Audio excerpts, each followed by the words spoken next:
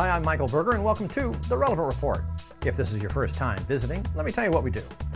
We post short video blogs of the most relevant and innovative business practices we find. We crisscross the country, speaking to companies, large and small, mom and pop to Fortune 500. I want to take a moment and talk to you about one of those large companies, the media giant SONY. Forget what you've heard about the trouble they've had in the past. They are doing something now. They're making millions now doing something I believe we can learn from. First of all, they were the perfect organization, a great case study of a company letting yesterday's profits dictate future revenue. A bit of history. They were the largest manufacturer of music in the world. Then they ran into a couple of college kids who came up with this concept of digital music in the form of an MP3 file. Napster is what it was called. Sony didn't like it. In fact, Sony thought it was a fad, and they sued them thinking they could put them out of business and then go back to doing what they did best, which was making CDs and records. And that's fine, but they ignored what the public wanted. Big mistake. Sony was known for creating iconic products like the Trinitron TV, remember that? Or the Walkman audio player? Once again, they dominated the market, they owned the category, but then they lost their way. They insisted on putting their name on every product they produced. Sony would even lower prices to maintain market share, even at the expense of profit margin. Finally, however, the picture for Sony has gotten brighter. Here's what they're doing now, and here's the lesson for all of us.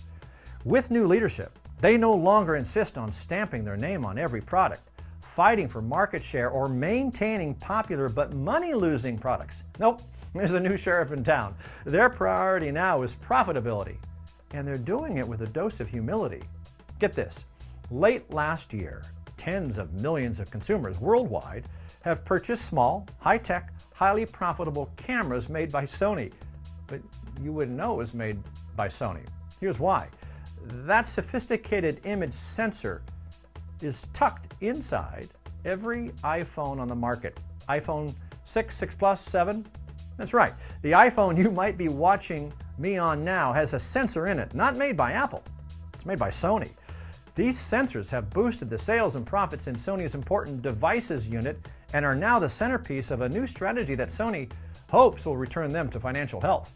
Sales to external customers like Apple rose to $8 billion last year. Sony even partnered up with Olympus to produce endoscopes and other medical equipment that use these advanced image sensors. The company says its cutting-edge technology is 2 years ahead of its nearest competition. So here's the point.